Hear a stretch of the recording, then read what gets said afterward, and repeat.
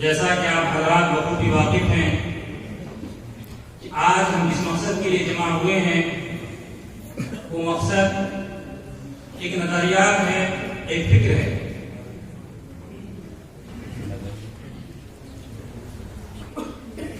آج ہمارے جمع ہونے کا مقصد یہ ہے کہ ہم یہ سمجھیں کہ مدارس اسلامیہ میں جو نصاب پڑھایا جاتا ہے وہ نصاب ہمارے لیے کتنا مفید ہے اور اس کے ذریعے ہم اپنے مستقبل میں کس قدر کامیاب ہو سکتے ہیں۔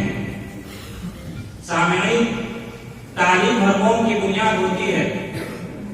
قوموں کی ترقی، تہذیبوں کی ترقی تعلیم پر منحصر ہے، یہ بات حقیقت ہے۔ لیکن ہمارے ملک ہندوستان میں مختلف طرح کے تعلیمی نظام نافذ ہیں، جس کی وجہ سے ہمیشہ اس اختلاف کی وجہ سے کشمکش جاری رہی ہے۔ کسی کا مذہبی نصاب ہے، کسی کا اپنے کسی ادارے کے ترقی کے لیے کسی ادارے کے زیر سایہ کوئی نصاب ہے۔ ایسے ہی مختلف طرح کے بورڈ ہمارے یہاں بنے ہوئے ہیں اور ان کے اپنے اپنے نصاب ہیں، جس کی وجہ سے ہمیشہ کشمکش جاری رہی ہے اور گرما گرمی رہتی ہے۔ انہی نصاب میں سے ہمارے یہاں ایک نصاب مدارس اسلامیہ کا بھی ہے۔ مدارس اسلامیہ کا ایک روشن خواب ہے، اس کے تحت بے شمار افراد تیار ہوئے ہیں اور ان کی سطح پر انہوں نے کامیابیاں انجام دی ہیں۔ لیکن اس کے باوجود ہر چیز میں جو تبدیلی اور انحطاط ہے اور زوال ہے، ان تمام زوالوں کے باوجود بھی مدارس اسلامیہ نے اپنے نصاب میں ہمیشہ کہیں نہ کہیں تبدیلی کی ہے۔ ہمیشہ تبدیلیوں کے باوجود بھی مدارس اسلامیہ کا نصاب آج بھی سوالات کے گھیرے میں۔ لہذا یہ مدارس اسلامیہ کا نصاب آج سوالات کے گھیرے میں کیوں ہے، اسی موضوع پر ہم بات کرنے کے لیے جمع ہوئے ہیں اور ہمارے سامنے مختلف نظریات کے مہمان کرام تشریف فرما ہیں۔ سب سے پہلے ہمارے سامنے موجود ہیں جناب احمد صاحب، جو موجودہ مدارس یعنی روایت پسند مدرسے کے نظریے کے تحت ہیں اور یہ انہیں کی ترجمانی کریں گے۔ اور ہمارے دوسرے مہمان ہیں جناب عبدالمجید صاحب، جو اصلاح پسند نظریے کے حامل ہیں، جو یہ بتائیں گے کہ مدارس اسلامیہ میں عصری علوم کی شمولیت کتنی ضروری ہے، اگر ضروری ہے تو کیوں ہے۔ اور ایسے ہی ہمارے تیسرے مہمان جناب ابراہیم صاحب ہیں، اور ایسے ہی ہمارے چوتھے مہمان جناب ارشد صاحب ہیں۔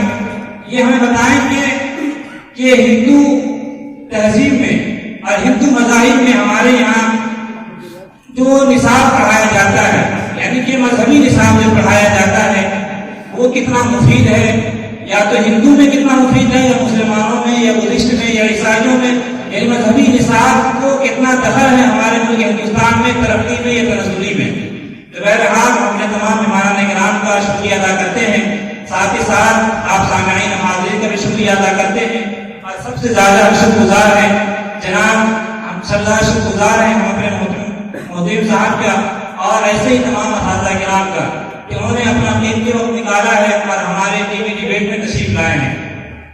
تو چلیے ہم اپنے پروگرام کو شروع کرتے ہیں۔ سب سے پہلے ہم سوال پوچھنا چاہتے ہیں اور نظریہ معلوم کرنا چاہتے ہیں جناب احمد صاحب کا کہ آپ جو مدارس اسلامیہ میں نصاب پڑھاتے ہیں، جو روایت پسند نظریے کے حامل ہیں، تو یہ جو روایت پسند نظریہ ہے اور روایت پسند نصاب ہے آپ کا، یہ کتنا مفید ہے، کتنا مجھے یہ اپنا نظریہ پیش کروائیں گے؟ سر، سب سے پہلے تو میں آپ کا شکر گزار ہوں کہ آپ نے مجھے اس ٹی وی ڈیبیٹ میں بولنے کا موقع دیا۔ جہاں تک ہمارے نظریے کی بات ہے تو سر، جو یہ ہمارے مدارس اسلامیہ میں جو موجودہ نصاب رائج ہے اس کو تبدیل کرنے کی کوئی ضرورت نہیں ہے، اس لیے کہ ہمارے مدارس میں جو موجودہ نصاب شامل درس ہے، قرآن و حدیث کو سمجھنے کے لیے اس کو پڑھانا بہت ضروری ہے۔ آج انگریزی زبان کو سمجھنے کے لیے گرامر کی ضرورت پڑتی ہے، اسی طرح قرآن و حدیث کو سمجھنے کے لیے بھی بہت سی علوم کی ضرورت پڑتی ہے، جیسا کہ اس کی زبان کو سمجھنے کے لیے نحو صرف کی ضرورت پڑتی ہے۔ اسی طرح اسلام پر جو فکری اعتراضات ہوتے ہیں ان کے جوابات دینے کے لیے اور ان کو حل کرنے کے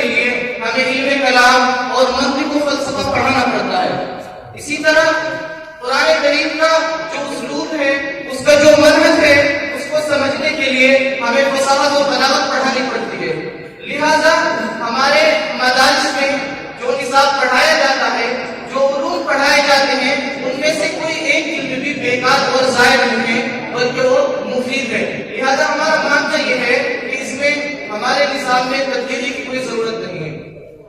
جیسا کہ جناب احمد صاحب نے اپنا نظریہ پیش فرمایا، آپ حضرات نے سماعت کیا، یہ کہنا چاہتے ہیں کہ ہم جو قرآن و حدیث پڑھاتے ہیں اس میں جو اہم نصاب ہے، جو اہم مفید علم ہے، منطق و فلسفہ ہو یا کہ نحو و صرف ہو، وہ تمام ان کے لیے ضروری ہیں قرآن حدیث کو سمجھنے کے لیے، اسی وجہ وہ پڑھاتے ہیں۔ لیکن سر ہم آپ سے ایک سوال کرنا چاہتے ہیں کہ ہمارے یہاں یہ ایک گروہ ہے، ان کا یہ کہنا ہے کہ آپ کا یہ نصاب تقریباً 250 سال پرانا ہے، یہ نصاب زمانے کے ساتھ ہم آہنگ نہیں ہے، کیونکہ اس میں دنیاوی لحاظ سے کوئی بھی کچھ بھی پڑھایا نہیں جاتا ہے، جس کی وجہ سے ان کے مدرسے کے پڑھے ہوئے لوگ زمانے کے ساتھ قدم سے قدم ملا کر نہیں چل پاتے ہیں، اور نہ تو یہ انٹرنیٹ سے نہ ہی کمپیوٹر کے علم سے واقف ہوتے ہیں، جس کی وجہ سے بہت دفعہ ایسا دیکھا گیا ہے کہ ریلوے ٹکٹ بک کرنے کا بھی سلیقہ ان کو نہیں آتا ہے۔ تو ایسا کیوں ہے کہ اتنی محنت کے باوجود بھی آپ کے طلباء زوال پذیر ہو رہے ہیں؟ جی سر، آپ کا جو یہ اعتراض ہے یہ صرف اور صرف غلط فہمی پر مبنی ہے، کیونکہ جو ہمارے مدارس میں نصاب پڑھایا جاتا ہے وہ 250 سال پرانا نہیں ہے، بلکہ حالات کے اعتبار سے ہر زمانے میں اس میں جزوی تربیت ہوتی رہی ہے۔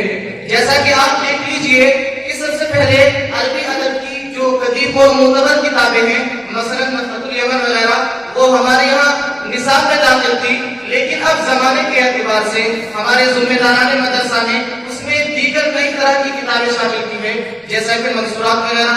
اسی طرح جو مصادر تفاسیر میں پہلے نئے دوسرے طرز کی کتابیں پڑھائی جاتی تھی، لیکن اب موجودہ حالات کو دیکھتے ہوئے نئے طرز اور جو تفسیر کا نیا طریقہ ہے وہ ہمارے مدارس میں شامل کیا گیا ہے، جیسا کہ نچلی جماعتوں میں قرآن کریم کا ترجمے کا سلسلہ شروع کیا گیا ہے۔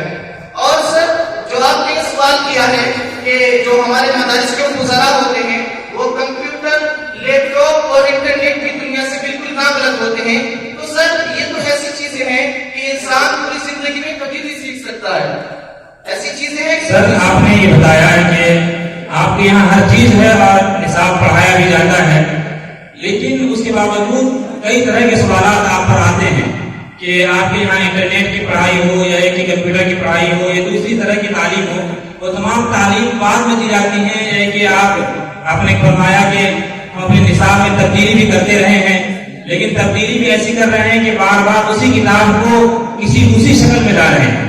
کوئی ایسی تبدیلی نہیں ہے کہ اصلی تعلیم بھی آپ کے نصاب میں شامل ہو، لیکن بہرحال اس پر مختلف طرح کے سوالات ہیں۔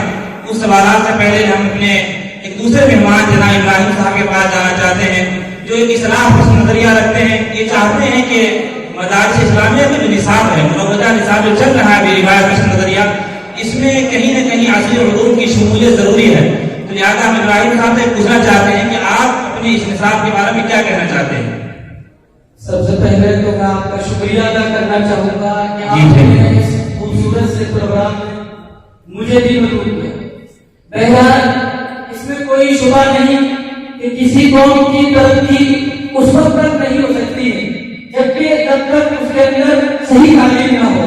صحیح تعلیم سے ہوتی ہے کہ طریقے تعلیم مؤثر ہو، ذریعے تعلیم فکری ہو، اساتذہ کا انتخاب درست ہو اور اساتذہ قابل بھی ہو، کیونکہ اگر اساتذہ قابل نہیں ہوں گے تو قابلیت کا دروازہ نہیں کھل سکتا اور نتائج بھی متوقع نہیں نکل سکتے۔ بہرحال اور یہ تمام چیزیں ہوں اور نصاب درست نہ ہو تو ذہن کا سانچہ درست ہو ہی نہیں سکتا۔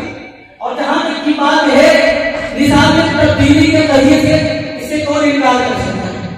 اگر یوں کہا جائے کہ نصاب میں تبدیلی کی دلیل سب سے بڑی یہ ہے کہ درس نظامی کی تدریس سب سے بڑی دلیل ہے نصاب میں تبدیلی، کیونکہ بہرحال یہ نصاب جو مروجہ یعنی درس نظامی ہے یہ کرنے ہوئے سے وہ ہے یہ تو وقت کے تقاضوں کے تحت بنایا گیا تھا، جب سے حالات میں تبدیلی ممکن ہے تو آج بھی ممکن ہے۔ اس میں کیا مسئلہ؟ تبدیلی کو لے کر کے آپ اتنے زیادہ مجد ہیں اور چاہتے ہیں کہ اتنا زیادہ مدعا اٹھا رہے ہیں، ایسا لگتا ہے کہ آپ قرآن و حدیث میں بھی تبدیلی کر دیں گے، آپ اس کے بارے میں کیا کہنا چاہتے ہیں؟ سر اگر یہ کہا جائے کہ آپ کا یہ نظریہ ہے غلط فہمی پر مبنی ہے تو اس میں کوئی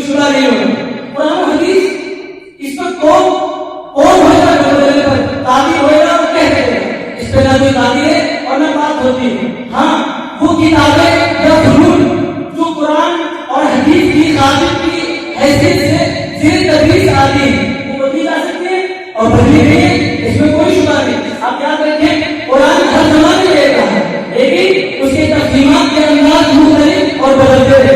अगर ये कहा जाए 1947 में हज़रत हकीम इस्लाम कारी मोहम्मद तैयब साहब रहमतुल्लाह अलैह ने एक बड़ी कॉन्फ्रेंस, तालीमी कॉन्फ्रेंस में बड़े बड़े उलमा के सामने हज़रत गुलाम कलाम आजाद भी उसमें मौजूद थे, ये फरमाया था कि उनका जुमला मैं कोट कर रहा हूँ, फतवा हकीम इस्लाम से हज़रत ने फरमाया था कि निसाब की तब्दीली का मसला ऐसे समझिए कि मसाइल तो पुराने हो, मसाइल पुराने हो और बदलाई नए हो, कोई नहीं बदल सकता कुरान हदीस को। देखिए मिसाल के तौर पे कभी एक जमाना तसव्वुफ का दौर हुआ तो कुरान को सूफियाना अंदाज में समझाया गया, एक जमाना आया फलसफे का दौर हुआ तो कुरान को फलसफियाना में समझाया गया। आज दौर है साइंस का, तो हमें भी साइंस में लेकर आना चाहिए अपने निसाब। सर आप ये कहना चाहते हैं कि आपने अपने एक बड़े आलिम दीन का हवाला दिया है, हज़रत ने फरमाया आगे जुमला और करके कि वही भेद मसाइल जो करने को आए हज़रत करीम सल्लल्लाहु अलैहि वसल्लम से चले आए, वही भेद मसाइल उन्हें हम जदीद आराज से मुसल्ला करके उनके सामने पेश करें। न वही की किताबें बदली जा सकती हैं, न उसे बदलने पर कादिर हैं। हाँ, उसके बाद है कि ताबियात की फनून या किताबें आती हैं, वो बदलती हैं और बदलती रहेंगी, इसमें कोई शुबा नहीं।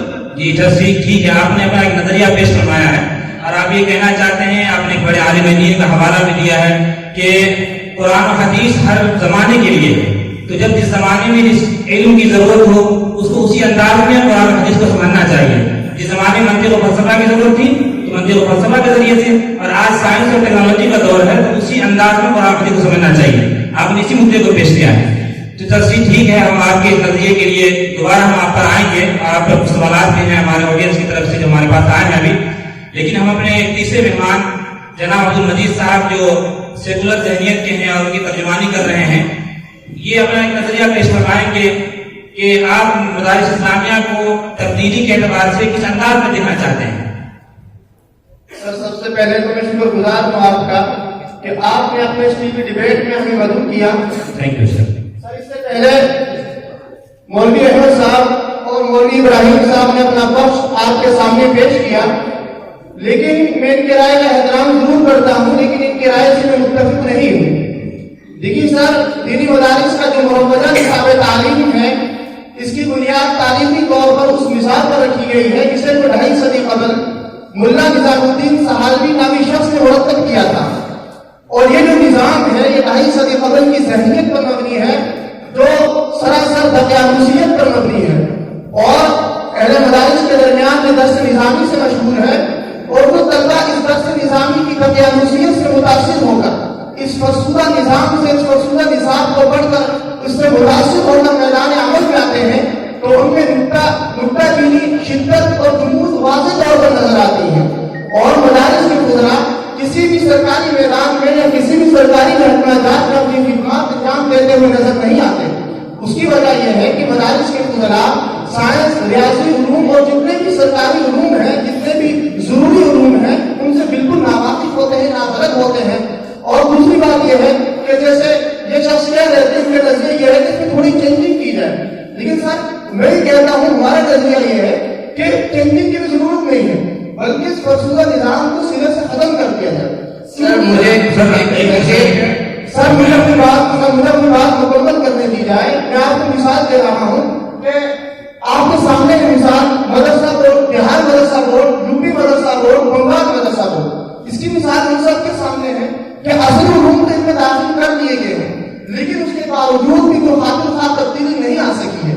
उसकी वजह यह है कि मदारिस के लोग इसमें तो थोड़ी बहुत तब्दीली कर देते हैं हालात को देखते हुए, लेकिन उस पर जैसा अमल होना चाहिए वैसा अमल नहीं हो पाता है।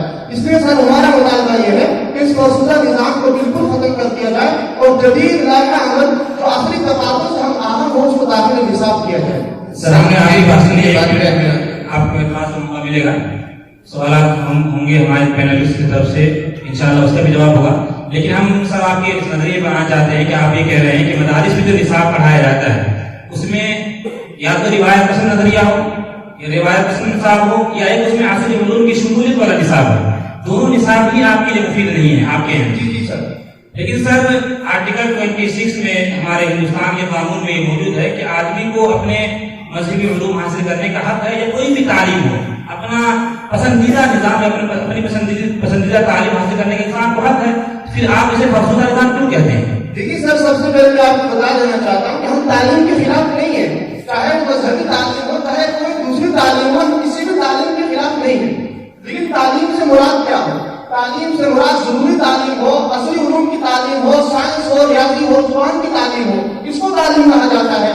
और मजहब की आड़ में, लेकिन मजहब की तालीम करना हम मानते हैं कि बच्चों का बुनियादी हक है, लेकिन एक रिपोर्ट के मुताबिक जब बच्चा वालिद सहन का हो जाए या इसी तरीके से 14 साल की उम्र के आगे चला जाए, उसके बाद मजहब की सोच एक इख्तियारी सोच है। उस इख्तियारी सोच के मुताबिक मजहब के मैदान में कदम रखने का उसको इख्तियार दिया जाता है। तो जब ये हमारे पास हमारे सामने है, और दूसरी बात यह है कि मजहब की आड़ में बच्चों के मुस्तकबिल को बर्बाद कर देना, आप देखिए मदारिस की तादाद मुल्क के अंदर कितनी है, और इसी तरीके से हमारे जमहूरी मुल्क हिंदुस्तान के जितने भी पड़ोसी देश हैं, उनमें कितनी मदारिस की तादाद फैली हुई है, और तमाम मदारिस में जो बच्चे पढ़ रहे हैं, उनके मुस्तकबिल को, उनके फ्यूचर को इस निसाब से वाबस्ता किया हुआ है। तो और आप देखिए क्रिश्चियन मजहब में, यहूदी मजहब में, कि चंद लोगों को मजहब की तालीम दी जाती है, उनको सरकार की सरपरस्ती हासिल होती है, सरकार उनको मान्यता देती है, फिर वो जाकर मजहब की तरवीज और मजहब की इशाअत करते हैं। लेकिन आपके यहाँ ऐसा निजाम नहीं है। और ये जो बात आप मदारिस सर, ये मैंने आपकी बात सुनी, तो मुख्तसर अंदाज में बात पेश करें। हमारे बहुत सारे मेहमान गिराम मौजूद हैं जो अपनी बात पेश करेंगे। सर, आपने अपनी बातों में ये कहा, जैसा कि मैं समझा हूँ आपकी बातों से, कि जो यहूदी और ईसाई दूसरे मज़ाहिब के लोग हैं, उन्होंने अपने मजहबी तालीम के लिए चंद अफराद तैयार कर दिया, जिसके तहत वो अपने मजहबी रहनुमा तैयार करते हैं और उसे अपने मजहबी जगहों में भेजते हैं।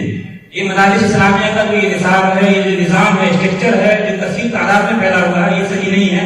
न तो तब्दीली के एतबार सही है, और न ही जो कदीम निसाब चल रहा है वो सही है। आपने ही कहा है। सर, आपके इस सवाल आपके नजरिए पर हमारे जनाब अहमद साहब कुछ एतराज करना चाह रहे थे, तो जनाब अहमद साहब कुछ एतराज पेश फरमाएं।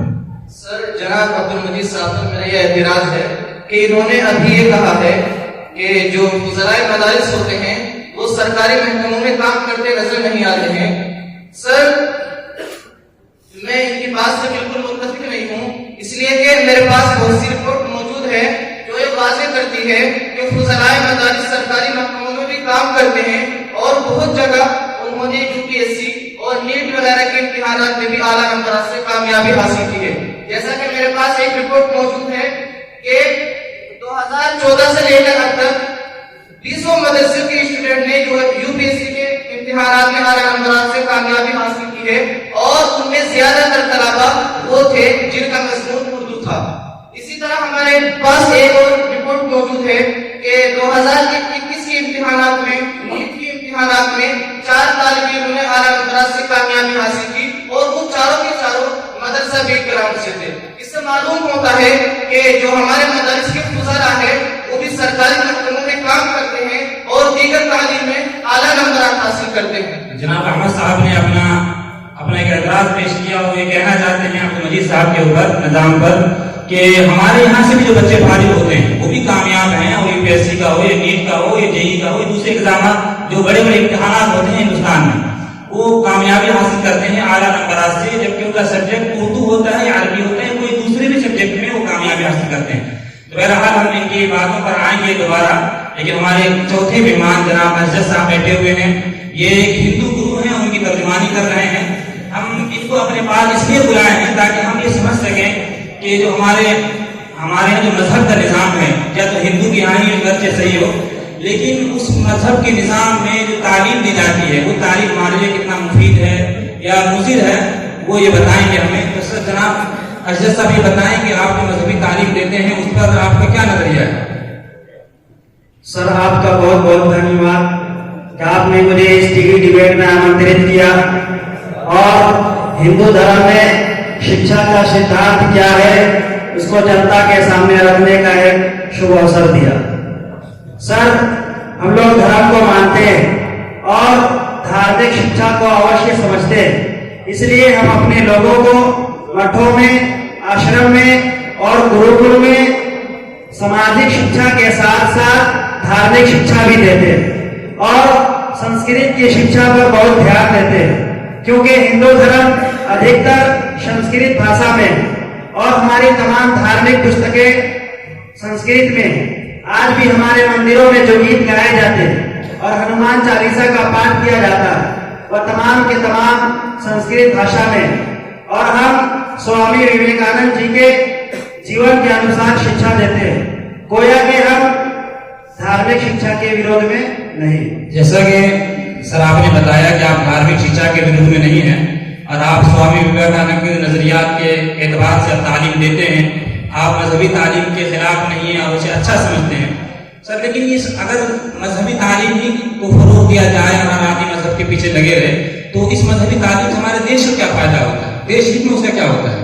सर, धार्मिक शिक्षा से देश को अति लाभ होता है, बहुत फायदा होता है। इस आधार पर कि धर्म सिखाता है कि झूठ नहीं बोलना है, चोरी नहीं करना है, किसी का अनाधिकार हत्या नहीं करना है, और सबसे बड़ी बात ये कि मुल्क के संविधान का पालन करना, जो कि हमारा एक बड़ा वर्ग धर्म को मानता है और धर्म के अधीन वह नफा नुकसान समझता है, इसलिए वह धर्म के आदर पर अपराध करने से बचता है।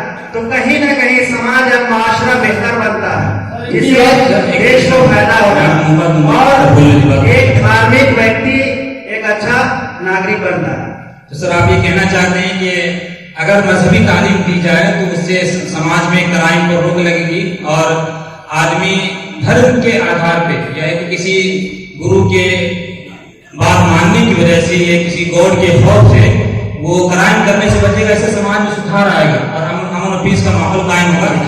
लेकिन सर इस पर आपके इस बात पर हमारे जनाब मस्जिद साहब जो सेकुलर हैं वो इतराज करना चाहते हैं, तो क्या बात आपका पेश करवाएं? जी, इनका ये कहना था कि देश में एक अच्छा नागरिक होने के लिए मजहबी तालीम का होना जरूरी है। जो मजहबी तालीम हासिल करता है, मजहबी शिक्षा हासिल करता है, वो देश का अच्छा नागरिक हो सकता है, देश में अमन आ सकता है। सर ऐसा नहीं है, ये मजहब की बात करते हैं, मजहब की तालीम की बात करते हैं। मैं आपको हवाला दे रहा हूँ एक रिपोर्ट का कि मशहूर इदारा है, सरकारी इदारा भी हो, जिसने चंद साल कबल एक सर्वे किया जिसके मुताबिक अखलाकी लिहाज से बदतरीन ममालिक को निकले जहां मजहब रोजमर्रा के फैसलों में 90% दखील था, और बेहतरीन ममालिक को निकले जहां पर मुकम्मल सेकुलर महाशरा, मुकम्मल सेकुलर हुकूमत थी और इनफरादी सतह पर लोग सेकुलर जहनीयत के कायल थे। और लिहाजा जब हमारे सामने की बातें हैं कि मजहब जरूरी नहीं कि मजहब हो तभी अमन होगा, तभी पीस होगा, तो इसलिए मजहबी संस्था की या मजहबी मदारिस के वजूद की कोई जरूरत बाकी नहीं है, बल्कि उनको सिरे से खत्म कर दिया जाए। सर आप ये कहना चाहते हैं कि मजहब की तालीम से क्राइम का कहीं न कहीं रब्त है, इसी वजह से आपने एक रिपोर्ट भी पेश किया और कहना चाहते हैं कि जहाँ मजहब ज्यादा है वहाँ पर हालात अच्छे नहीं है, उसके मुकाबले में जहाँ पर सेकुलरिज्म है वहाँ पर मजहब के मुकाबले में अमन शांति ज्यादा है और अच्छाई ज्यादा है। तो सर जनाब अजय साहब इस पर आप कुछ कहना चाहेंगे, क्योंकि आप मजहब को फरोग देना चाहते हैं, मजहबी तालीम को?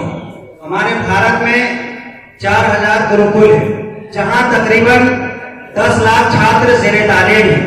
हम उन्हें सामाजिक शिक्षा के साथ साथ धार्मिक शिक्षा भी देते हैं और विज्ञान, संस्कृत, इतिहास भी पढ़ाते हैं, ताकि हमारे छात्र दुनिया के किसी भी मैदान में पीछे ना रहे। इनका एतराज इस बात से दूर हो जाता है क्योंकि हम सिर्फ धार्मिक शिक्षा नहीं देते, धार्मिक शिक्षा के साथ साथ सामाजिक शिक्षा देते हैं। सर आपने कहा कि आप धार्मिक शिक्षा के साथ साथ सामाजिक शिक्षा भी देते हैं, जिससे आपके लोग हर मैदान में काम करते हैं, असली मैदान में भी काम करते हैं। तो सर जनाब अहमद साहब हम आपसे पूछना चाहते हैं कि क्योंकि आप मदरसे के हैं, आप मदरसे के लोग हैं, आप उसी कदीम रिवायत पर चलते हैं, तो जब मजहबी तालीम देते हुए हिंदू कौम में और हिंदू गुरु जैसा कह रहे हैं उनके कोई तकलीफ नहीं कि सियासत असली और उनकी भी शमूलियत है और इसी वजह से वो दोनों मैदान में कामयाब भी हो रहे हैं, तो सर आपके यहाँ क्यों नहीं मुमकिन है कि मजहबी तालीम के साथ साथ असली तालीम भी शामिल कर लें? जैसा कि आपने अपने पिछले सवाल में भी जवाब में कहा था कि हमारे यहाँ लैपटॉप, इंटरनेट, कंप्यूटर की भी तालीम होती है, लेकिन आपने कहा था बाद में होती है, तो आप शामिल क्यों नहीं कर लेते? सर इन चीजों को मदारिस के निज़ाम में शामिल करना बिल्कुल मुनासिब नहीं है, इसलिए कि जो मदारिस के क़याम है उसका एक पस मंजर है। मदारिस के क़याम का मकसद उलूम दीनिया के माहिर पैदा करना है। अगर हम इन तमाम चीजों को भी मदारिस के निज़ाम में शामिल कर देंगे तो हमारा मकसद फोत हो जाएगा। कसरत मज़ामीन की वजह से جو ہمارے طلبہ ہیں ان کی توجہات منتشر ہو جائے گی اور جو ہمارے مدارس کے قیام کا مقصد ہے وہ بالکل فوت ہو جائے گا. اس لیے ہم مناسب نہیں سمجھتے ہیں کہ ہمارے مدارس کے نصاب میں عصری تعلیم بھی شامل ہے. تو آپ کہنا چاہتے ہیں کہ کثرت مضامین کی وجہ سے ہمارے یہاں کے فضلا کمزور ہو جائیں گے اور اچھے ماہرین پیدا نہیں ہوں گے. جی سر آپ یہ کہنا چاہتے ہیں اس کا مقصد یہ ہے کہ آپ پہلے 10-15 سال مدرسے میں اس کی زندگی خراب کریں, اس کے بعد پھر 10-15 سال مدرسے کے باہر اس کو عصری علوم سکھائیں تاکہ وہ دونوں طرح کے علوم سے ہم آہنگ ہو سکے. تو آپ نے زندگی کے بڑا حصہ کو تعلیم حاصل کرنے میں صرف کر دیا.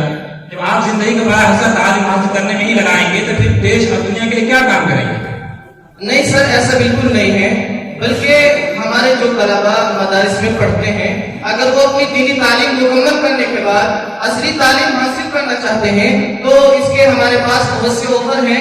ہندوستان میں بہت بڑی بڑی یونیورسٹیاں ہیں, ان میں سے بہت سی یونیورسٹی میں ہمارے مدرسے کی جو سند ہے اس کو منظوری دی گئی ہے.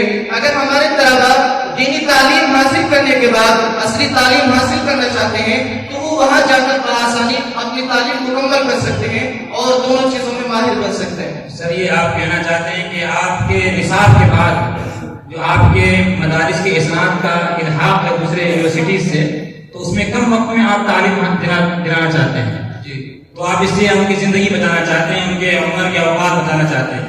لیکن جیسا کہ آپ نے بیچ میں یہ نظریہ بھی پیش کیا کہ عصری علوم ہم شامل کر دیں گے ہمارے ماہرین پیدا نہیں ہوں گے, ہمارے کام کے نہیں رہیں گے.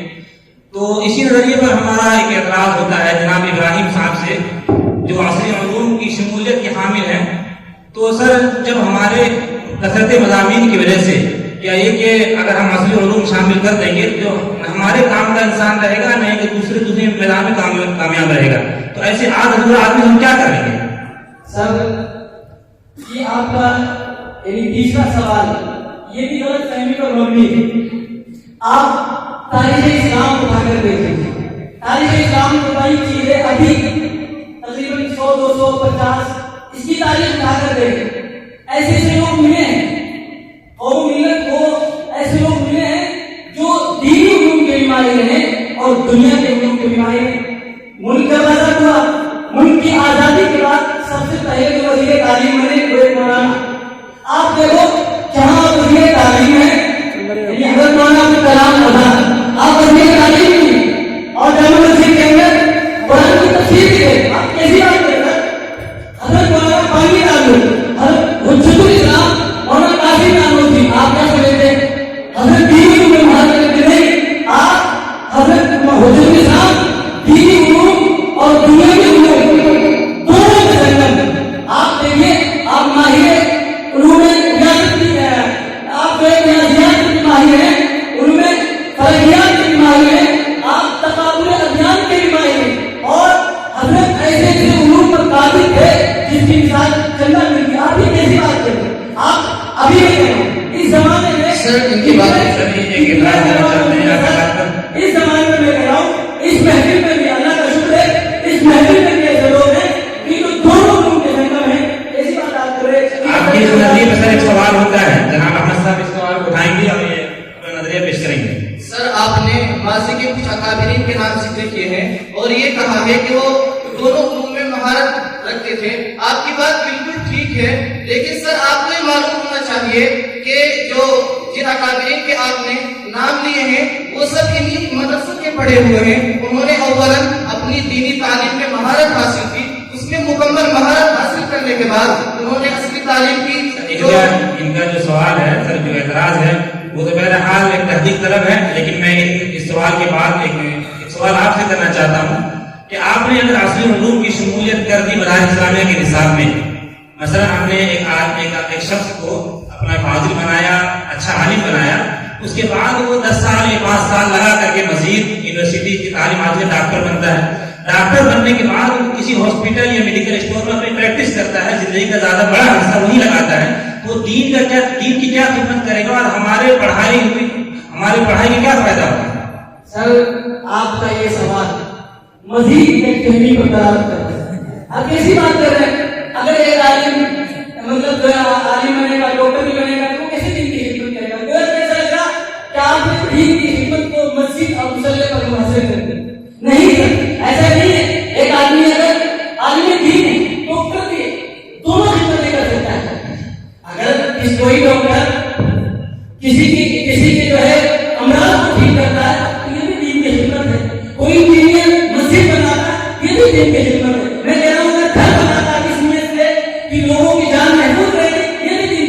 आपने ये सवाल जल्दी आप बात खत्म करवाने में जल्दी ये आपका सवाल मैं समझता हूँ दीन के कम समझने पर जो है गलत कर रहा है। आपने दीन को क्या समझा? सिर्फ नमाज पढ़ना ये भी दीन है। इसके अलावा भी बहुत से शोबे डालने में कह रहा हूँ। मसलन अगर कोई आदमी कोई आलिम है और जो है कि तहरीर याद करता है तो क्या वो दीन की हिम्मत नहीं है? वो भी दीन की हिम्मत है। आप मस्जिद को मुसलमान हासिल ना कर सकते। आपने किस मुनाफिकत की? सर आपने हमारे इल्म में इजाफा किया कि मैं इस बातों को नहीं जानता। जनाब अहमद साहब ये कह रहे थे, मैंने आप पर एतराज किया है। चलिए मैं आपकी बात पर दोबारा आऊंगा। तो जनाब अहमद साहब ये बताएं कि इब्राहिम साहब बार बार ये कहना चाहते हैं कि दीनी निसाब के साथ साथ असली उलूम की भी शमूलियत हो और दीन का दायरा महदूद नहीं है, बल्कि असली उलूम हमारा काम है कि दीनी उलूम हम उनको दे दें और साथ में असली उलूम भी दें। अब जिंदगी के जिस मकसद में वो जाए उसका इस्तेमाल करें, उनको इख्तियार है और वो जो भी काम करें वो दीन की खिदमत की है। तो सर आप इस नजरिए क्यों नहीं तस्लीम कर लेते हैं कि अगर एक दोनों उलूम को शामिल कर दिया बेहतर ही होगा? लेकिन साथ साथ सवाल भी आप पर है कि एक जियोलॉजी का जानने वाला और अगर दो फिजिक्स केमिस्ट्री की जानने वाला, इल्म जदीद हयात की जानने वाला अगर आप पर सवाल करेंगे अपनी इस्तिलाहात के साथ, तो आप उन इस्तिलाहात को कैसे समझेंगे, उनका जवाब कैसे देंगे? ठीक है सर कि हमारे मदारिस के निसाब पर मुख्तलिफ इस्लाहात के जरिए सवालात किए जाते हैं, लेकिन इसका यह मतलब हरगिज़ नहीं है कि उनके जवाबात नहीं दिए जाते हैं, बल्कि इस सवालात को हर जमाने में हमारे मदारिस पर होते आए हैं और हमारे अकाबिरीन ने हर जमाने में इनके जवाबात दिए हैं और अक़लियत की रोशनी में जवाबात दिए हैं। जैसा कि आप हज़रत थानवी अलैहिस्सलाम की किताबों को देख लीजिए कि उन्होंने इस्लाम अकल की रोशनी में, इसी तरह अशरफुल जवाब वगैरह में अक़लियत की रोशनी में इन तमाम चीजों के जवाबात दिए हैं। इसी तरह हज़रत थानवी अलैहिस्सलाम ने, हज़रत क़ासिम नानवी अलैहिस्सलाम ने तस्वीर अक़ाइद में अक़लियत की रोशनी में जवाबात दिए हैं। और जो हमारे उलमाए देवबंद की तफासीर है और उनके हवाशी है, उनमें इन शुबूह व शुबहात के मुताबिक एक बहुत बड़ा मवाद मौजूद है। अगर हम उन्हें देखें और पढ़ें तो ये जो जदीद शुबहात है वो तमाम बिल्कुल आसानी हासिल हो सकते हैं। उनके आपने जवाबात दिए हैं हर जमाने में, लेकिन सर उनके इस्तिलाहात अलग अलग हैं। आप मुमकिन वजूद से बात करते हैं, वो साइंस की दूसरी इस्तिलाहात के साथ बात करेंगे तो कुछ न कुछ तो फर्क पैदा होता ही है। और इससे परेशानी तो होती ही है कि आदमी पहले इस्तिलाह को समझे उसके बाद उसका जवाब दे, तो 2 मिनट की जगह 5 मिनट सब होता है। ये कोई बड़ी बात नहीं है, बल्कि एक आम सी बात है। परेशानी तो इंसान को छोटी छोटी चीजों में भी होती है। आप देख लीजिए बस औकात ऐसा होता है कि एक बड़ा आदमी छोटे बच्चे की बात को नहीं समझ सकता है। तो ये जो छोटी छोटी परेशानी की बात है ये तो तमाम चीजों में होती है। इसलिए ये आपकी बात बिल्कुल बेबुनियाद है, आपका इतराज बिल्कुल बेबुनियाद है। ठीक है सर, हम आप पर दोबारा आपके पास आएंगे।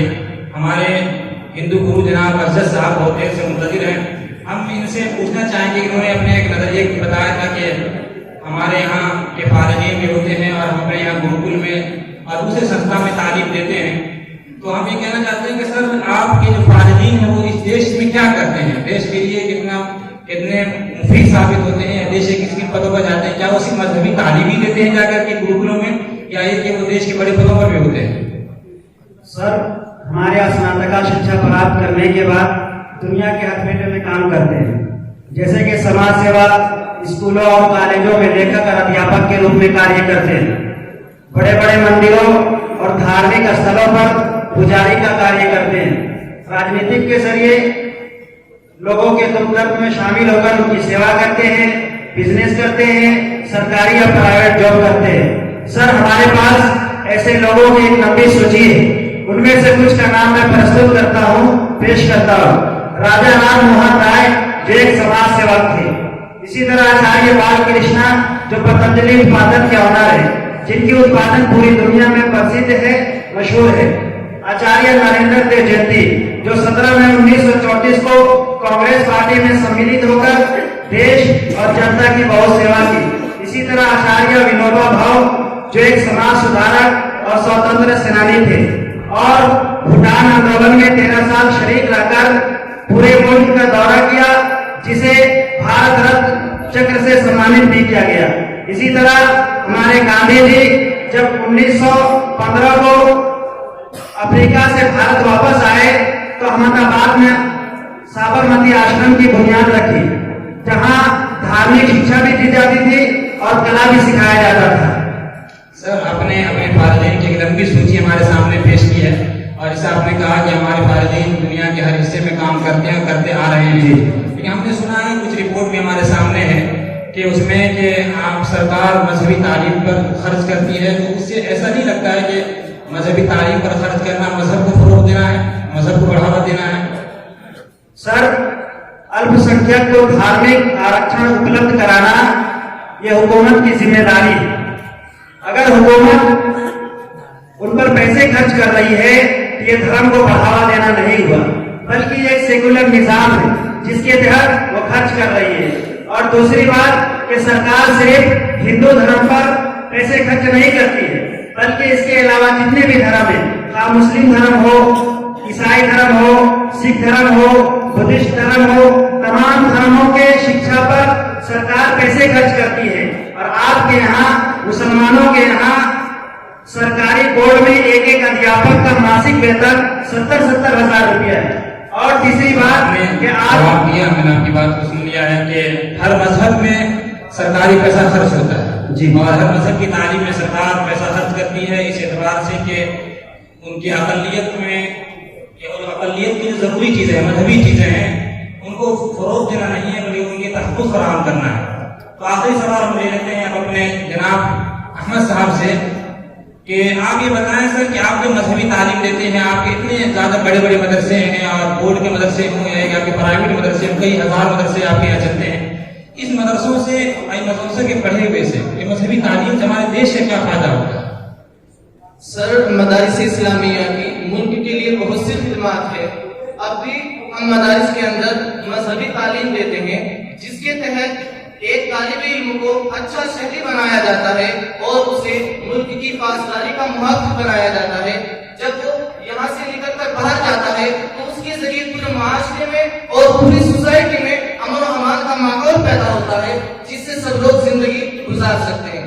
ये बहुत सी फवाइद है हमारे मदारिस इस्लामिया के, जो वो मदारिस के लिए खिदमत अंजाम देते हैं।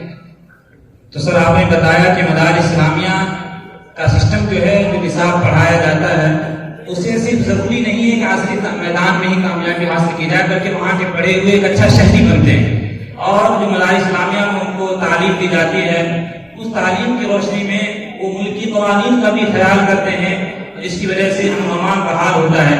तो बहरहाल आप सामईन हाज़रीन, आपने हमारे इस डिबेट को सुना है, आपने इस नजरिए को भी देखा कि हमारे यहाँ जो निसाब राइज है मौजूदा, ये निसाब कितना मुफीद है और क्यों जरूरी है, क्या उसके माहिरीन पैदा करना हमारे मकासिद हैं। ऐसे ही आपने उस नजरिए को भी सुना है कि जिसमें असली तालीम की शमूलियत वो जरूरी करार देते हैं। ऐसे ही आपने सेकुलर जहनियत के नजरिए को भी सुना है कि वो इन मदारिस इस्लामिया के निज़ाम को खत्म करके वो स्कूली और यूनिवर्सिटी निज़ाम को नाफिज करना चाहते हैं। ऐसे ही आपने मजहबी एतबार से एक नजरिया को भी सुना कि मजहब की तालीम क्यों जरूरी होती है हमारे यहाँ और उसका क्या फायदा होता है। बहरहाल इन्हीं बातों पर हमारा आज मुहासा खत्म हुआ है और इसी पर हम अपने टीवी डिबेट के इख्तिताम का ऐलान करते हैं।